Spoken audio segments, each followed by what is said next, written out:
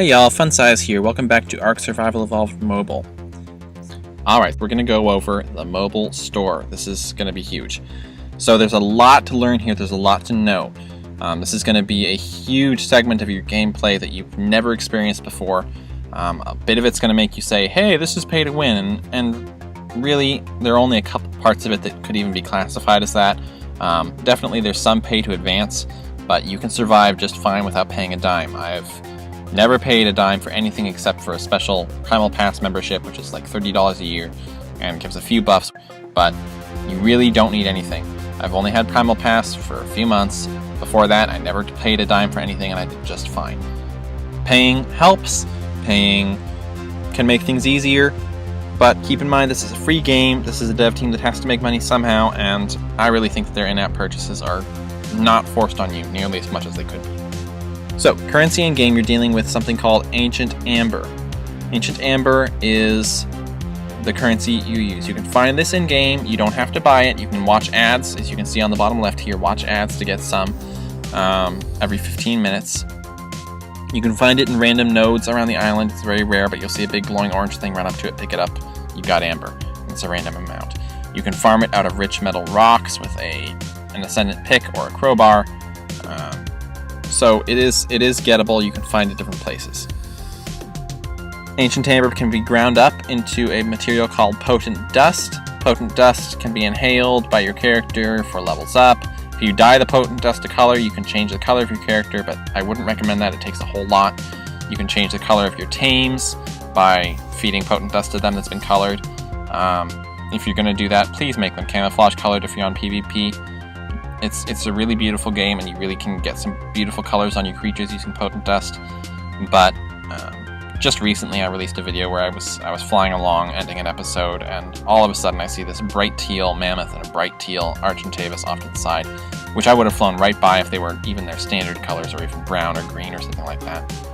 But this person wanted an aesthetically pleasing mammoth, and so I swept in, and I wound up getting a kit out of it. So keep in mind, if you're on PvP, resist the urge to do bright and cheery colors, as nice as they are. But Potent Dust can also be used to make certain recipes, and is used in a lot of different mobile exclusive items. For example, alarm systems. I've already gotten these. They're free to learn as engrams, but they're not free to craft. These require Ancient Amber to craft. They give you an alarm if any structures within their area are damaged. And that alarm means on your phone you get an actual notification outside the app that says, hey, your alarm tower just went off. Which means you could be at the mall and all of a sudden you get a little ping, you know, oops, I'm being raided. Really good for preventing offline raids. You know, during the nighttime it's a bit more iffy since obviously you're sleeping and you don't want to be waking up to defend. You'd have to have your phone on you, you know, that kind of thing. But these are really handy. They introduced these about a month ago. Back to the store. You have the archetypes. Basically, you've got things you can buy that are alternatives to things that are already in the game. So, Eerie Turret, for example, it's a turret that has less range and does significantly less damage, but it doesn't require bullets. A lot of people cry pay to the win on this one. To me, the amount of damage it does doesn't justify the use of it in any long-term solution. Having a couple on a tower might be nice to prevent soaking, but a tower full of these can be easily flak run with decent flak, depending on the server difficulty.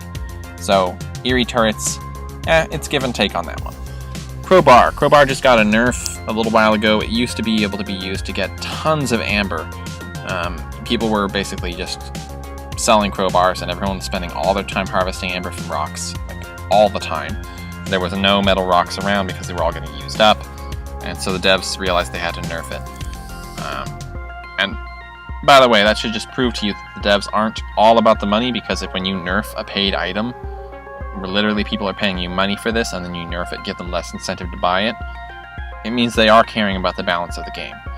So, Crowbar was nerfed a little bit. Apparently it can also be used to bust open vaults and things like that. I don't know how that works, I've never seen that mechanic, but it's there. Very low durability on it. Frog Feet are basically a set of flippers that also let you jump. And they have pretty low durability. So there's that. Iron Skillet is a knockout tool useful for smaller tames. Things like Pteranodon, Dimorphodons, Dialos, They all take one hit to knock out. Even wolves take one hit to knock out with a frying pan. It's just a bonk and they're out. People take 3 hits, to the best of my knowledge, with me asking one of the devs after this came out. This is a percentage-based thing, not a melee-based thing, so hitting a human in the head is always going to deal 33% of their maximum torpor to knock them out. And hitting a Pteranodon is always going to deal 100%. You can have 500 melee, and it's not going to matter with the pan. That's my understanding of it. The Cutlass is basically an overpowered sword that breaks easily. The Eerie Pistol is basically a simple pistol that never runs out of ammo. Cantilever Platform is basically a mobile version of cliff platforms that is treated as a stone structure, so it can be blasted pretty easily with rockets, and it's square. It also has snap points, so it's pretty handy, but, you know, again, give and take. Aerial Symbiote goes in your offhand slot. It is basically a dragonfly on your back, lets you glide wherever you want. Imagine having an Archaeopteryx on your back. Again, low durability. I think you get about 5 minutes of fly time per symbiote. Mammoth Platform Saddle. This is new with the Mammoth TLC. They introduced Mammoths able to store and spray water, and water can blow things back. It can also water plants, and it can also cause EMP effect on electronics, can power down turrets and whatnot. So Mammoth now became a PvP dino big time. Mammoth Side Saddle is a paid item. It's primitive, but this is a big deal. Those are the archetypes. Up to you to judge whether or not you think they're pay to win, but honestly, with 2,000 hours in mobile under my belt, I've faced these and I've faced people without these. There are strategies for both, and I don't feel it's pay to win. I don't. I think maybe pay to advance, pay for a bit of an advantage. Pay to win, no, you can win pretty easily even without those. Accessories are all cosmetic except for one. So these are all just things you can buy. They're slowly introducing more and more as time goes on from the PC cosmetics that you can get. But otherwise, these are all cosmetic. Gold Crown is the exception. Gold Crown allows you to tame griffins. Griffins are different on mobile. Obviously, griffins are on the island on mobile, which is different. They are called Royal Griffins, and you have to be level 85 or higher to tame them. They have to respect you, it's called. That, or you have to share their surname, and they have surnames and stuff like that, so it's all kind of complicated. Check the wiki for info on that, because I can't get into all of it right now. But Gold Crown basically means you can bypass all those level requirements and tame one whenever you want. So again, really not necessary, but if you want it, you can have it. The downside with Gold Crown is it's a cosmetic, so you have to have it equipped on your helmet, and you have to be wearing it to ride your Griffin. Let's say you're level 45, you have a Griffin, and you want to go PvP, someone shoots your helmet off.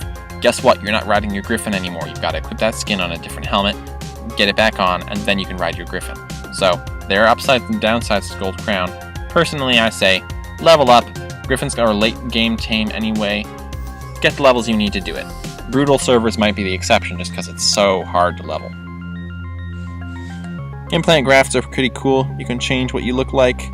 There are a bunch of different ones. Mailboxes are used to send mail on the island. You can send letters to each other with a small note, basically about the size of a tweet on Twitter. And you can tell each other this or that if you want. Everybody has different mailbox locations you can send to.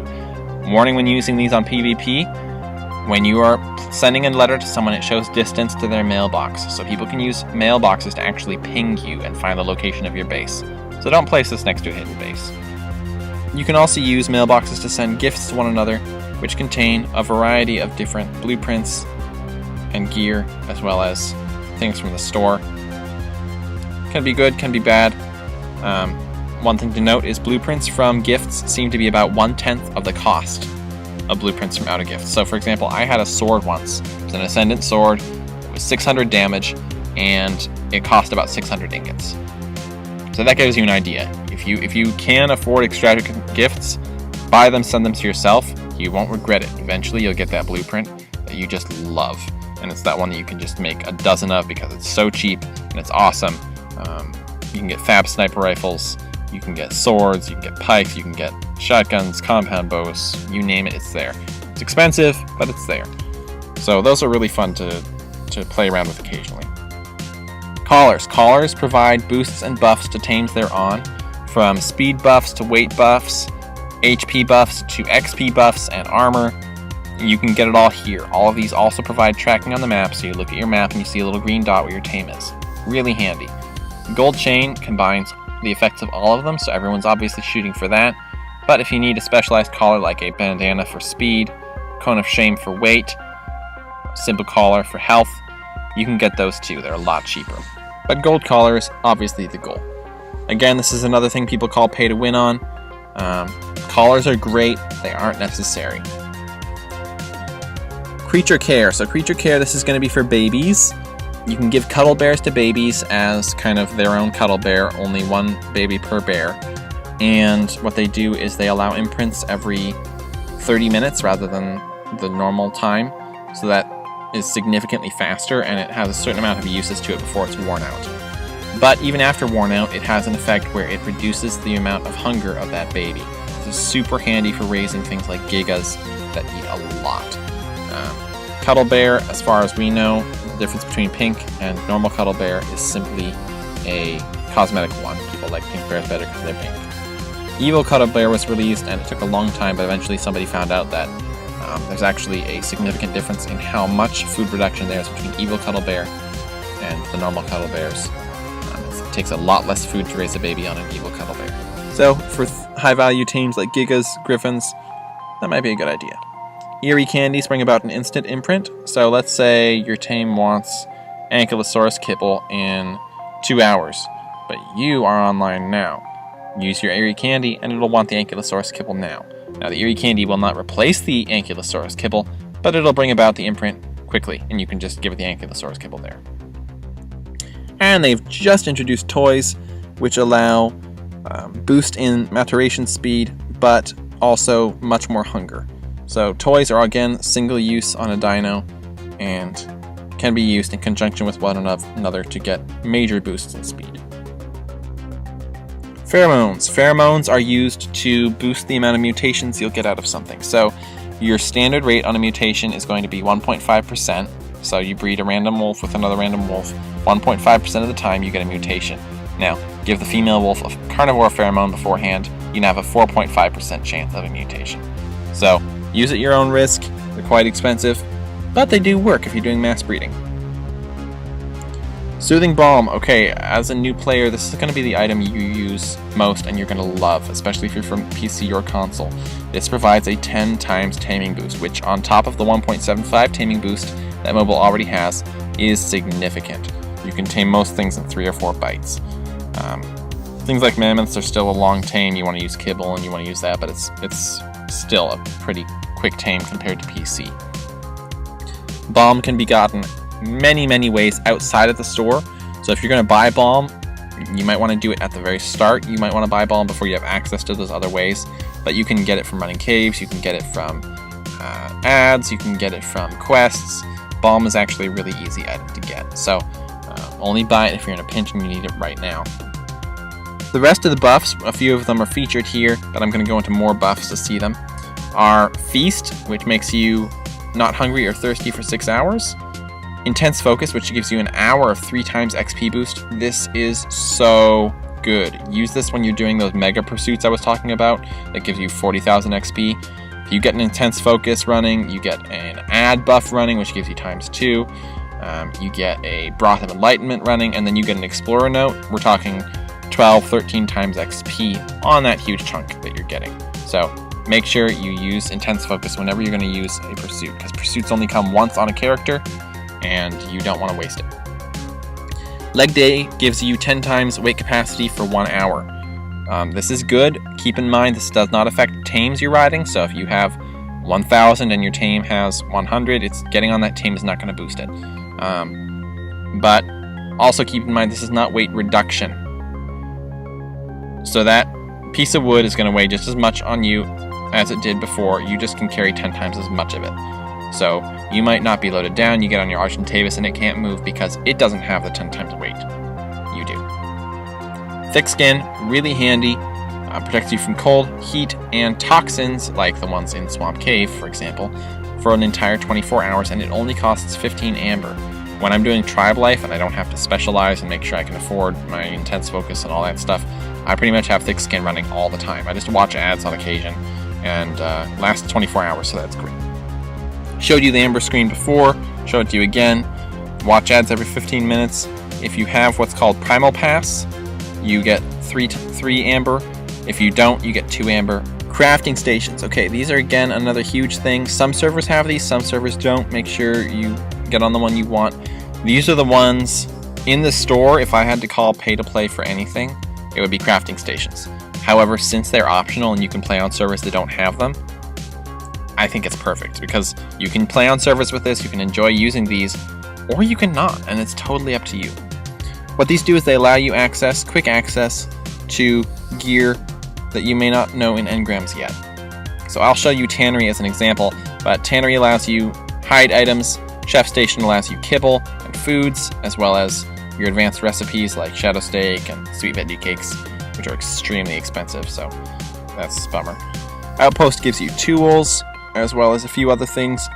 Now you can get beehives, you cannot get tree sap taps, they took those out. Metal Foundry is all metal structures. Dye Studio is all paints and dyes, as well as paintbrush. Stone Workshop is all stone structures. Lumber Mill is all wooden structures. And Factory is a lot of different electronic structures. Can be handy, cannot be handy, up to you. So I'm going to show you Tannery right now, just to give you an idea of how it works. Tannery is my most used one, especially when starting out, because it's just so handy. So this is what it looks like. It tells you the amount of keywords it has in it. In the little stat message thing, you can pick it back up again, or you can allow tribe usage. When you look inside, you're going to see what you can buy, how many keywords you have, what you can buy with those keywords. So, as you can see, there's a lot of hide gear here, and there's pretty much every saddle, except the platforms. Quality of gear changes every time you pick this up and put it down. It's a random roll. So you can see there's some variants here on the clothing, and some variants on the saddles. These are actually pretty good sets of saddles here. But on saddles I've seen as high as 90 and as low as 30.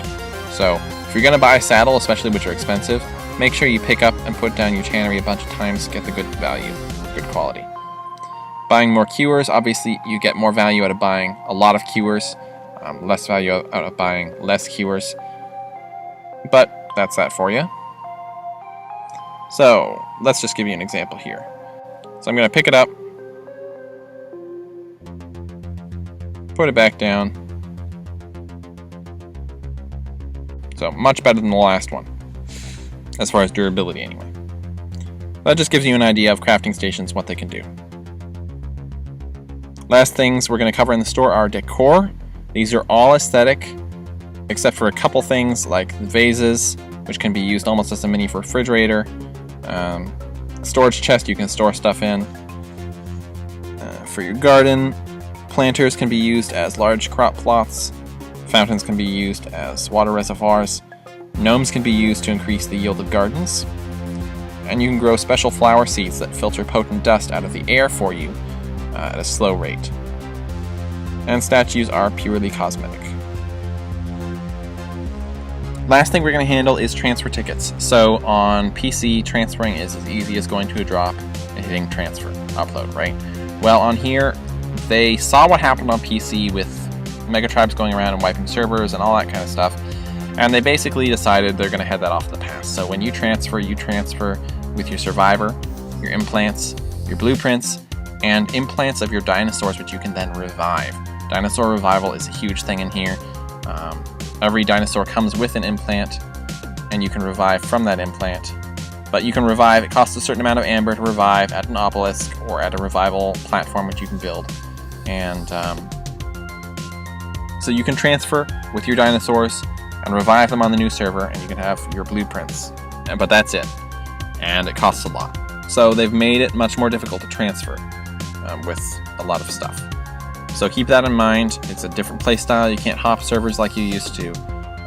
Pick a server, stick with it, swap when you need to, but don't expect to take your tames with you unless you have a lot of amber that you've saved up. I hope y'all have enjoyed this little mini-series on mobile differences from PC and console. Let me know your thoughts. I hope you guys enjoyed it, hope you learned some things on it, and hope that when you do take that dive, that plunge, that inevitable commitment to try out mobile ARK, you're all the more prepared for it, and you know all the things you need to know to have a successful start. Give me your thoughts, let me know anything more you'd like to see, anything more specific that you'd like to know about, and I'll see if I can cover it in my other videos. Don't forget to like and subscribe, and I will see y'all next time.